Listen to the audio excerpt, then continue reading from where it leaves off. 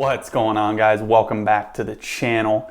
So in today's video, I'm going to be telling you how to get your real estate license the best way. Now, as we've kind of turned the corner here into 2021 and we came out of last year with what happened with COVID, a lot of people have actually been asking me and other individuals in this space how to get your real estate license. There's kind of been a new influx of younger individuals getting their real estate license. Also people who maybe haven't had any experience in real estate whatsoever. So I'll kind of give you a brief history of myself, the experience that I had before I became licensed, and sort of some of the steps that are required and some of the steps that I recommend myself. So let's kick this off with a little bit about myself. So prior to actually getting my real estate license, I was actually in the mortgage banking world. So I was a mortgage banker prior to getting my license. So I had some experience with mortgages on that side of the transaction.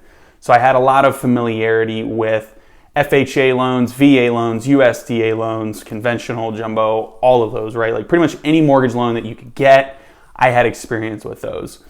And that really helped me personally, just kind of in the way that you talk to people, because a lot of people think like, oh, well, you have to sell the house first, but it's not really about that. It's a lot more of the bigger questions are about finance related. So being able to speak to people about that specifically has really helped me personally.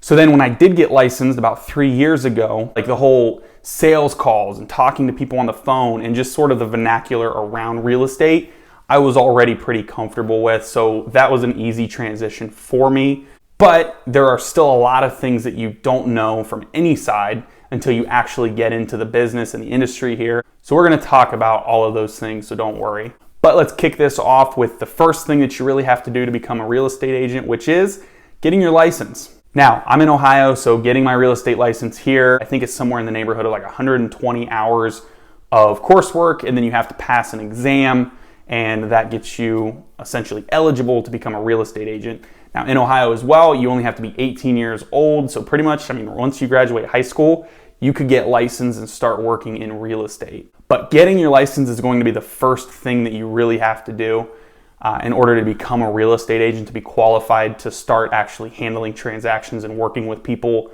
from a legal standpoint. And there's a few different things that you have to do essentially while you're taking the courses to get your real estate license. And the first one of those is you really have to find a brokerage. You do have to find a real estate brokerage because they have to hold your license when you actually get licensed.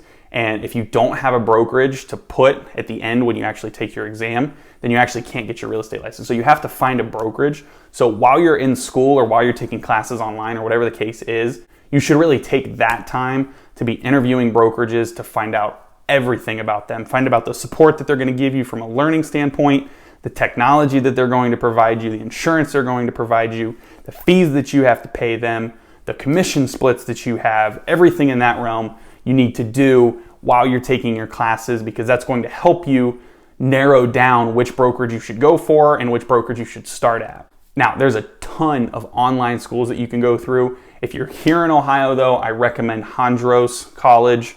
They actually have the best real estate program in my opinion. And again, if you talk to the brokerages early on, you can actually get a discount. Like I think I got like $350 off my real estate course just by having the brokerage selected already. Now also, while you're taking your classes and you're kind of working to get your license and take your exam to become licensed, you really want to figure out if you want to be a solo agent or you want to be on a team. Now this is kind of a pivotal moment for anybody starting their career in real estate, because you really have two avenues. You can join a team and get better training, get better support, get more immediate leads, that sort of thing, and have just a better support system right out of the gate, which is personally what I did. Now, if you go the solo route, then you're on your own and you have to make sure that the brokerage that you're at has the support around you, and you're gonna have to do a few extra steps that I'll kind of get into here in a second. But either way, again, the choice is yours. Whether you go solo versus team, they each have their own pros and cons list, but I'm not really here to tell you about that. Now that being said, I will mention that I was on a team for a majority of my real estate career, and then actually recently went on my own as a solo agent to kind of work within my network because I had been on the team for a certain amount of time. But that's just, again, me personally.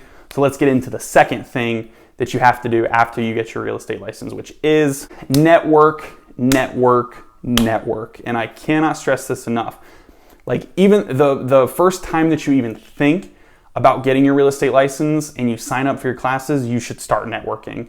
If you're not networking, then unfortunately it's going to be a very, very hard road ahead for you, because as you can probably imagine, people want to do business with people that they know, like, and trust. And if they don't even know you, then you're right out of the bat, you're going to be pushing a rock uphill. So I cannot stress enough, network, network, network. Now, whatever that means to you should be kind of the route that you choose. If you're a pretty shy and introverted individual, I won't say that it's going to be difficult to do this, but it's going to be a little bit more challenging. You have to be a little bit more creative, whether that's through online forums, online Facebook groups, like whatever the case is, just network that way. Also, for the flip side of that, if you're an extroverted individual or it just really doesn't matter to you, I would always start attending events, right? Like, whether it's, something that I enjoy, I love going to like my local Cars and Coffee meets.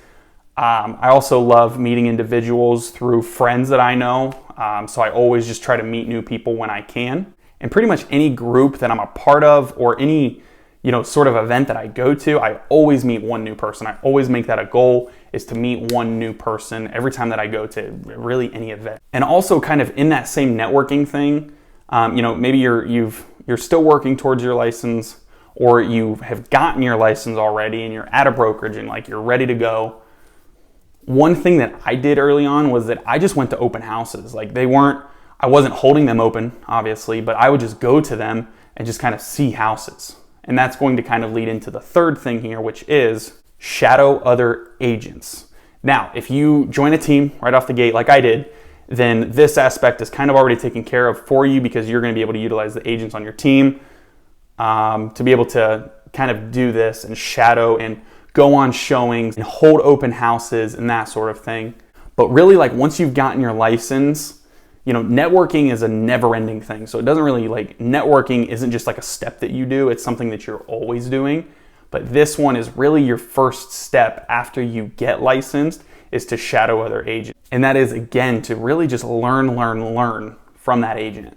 Now, like I said, me joining a team, I kind of had that ingrained already, because my team and the agents on my team, I was able to actually, just like go on showings and shadow, hold open houses for listings that we had coming up. But if you are a solo agent, then you want to pick an agent in your office that does a decent amount of production and that is pretty likable, because not every agent's going to let you shadow them. However, if you pick an agent that's pretty open, or an agent that even has a team themselves, then they're going to be pretty open to allowing you to go on showings with them or hold open houses for them as well. Which kind of brings me to my next point, which is, if you are solo and you're not on a team that has listings and you don't have any listings yourself, it's kind of like, how can you really learn more about homes?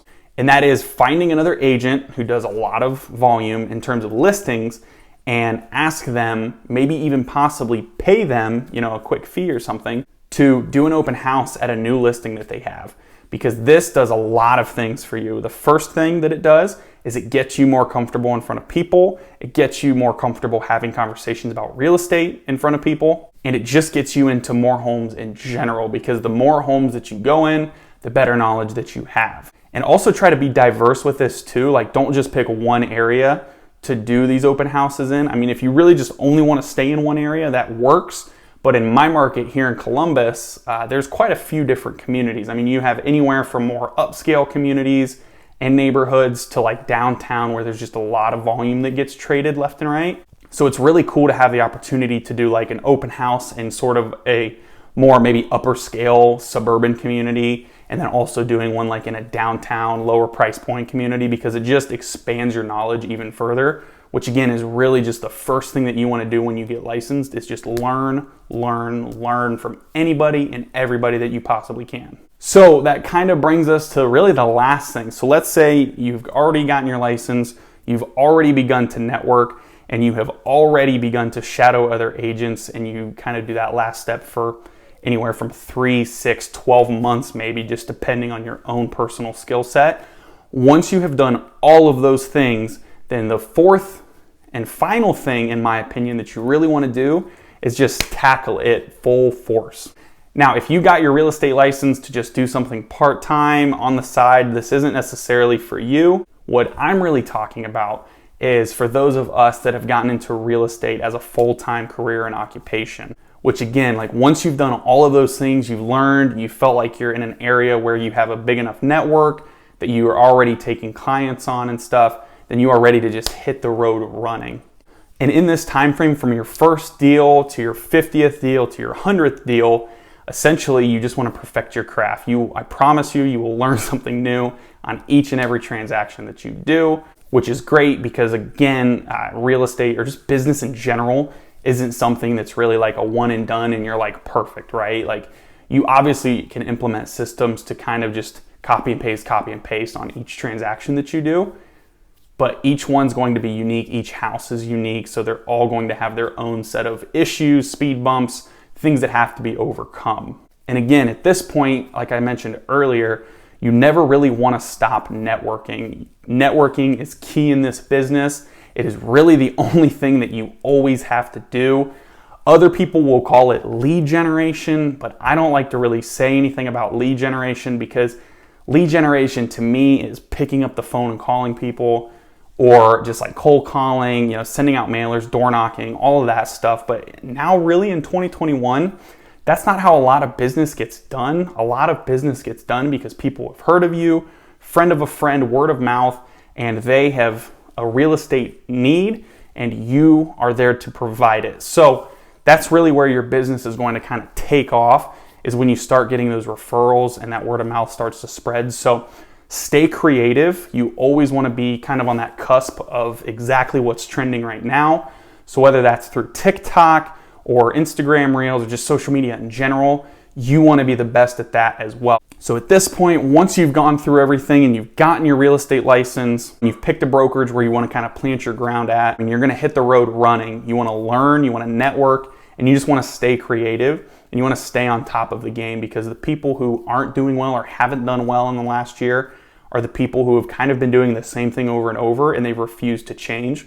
But those of us who adapted and kind of changed to the market conditions, those are going to be the ones that actually excel in this business, and the ones who have the biggest network tend to do the most business, which just kind of makes sense.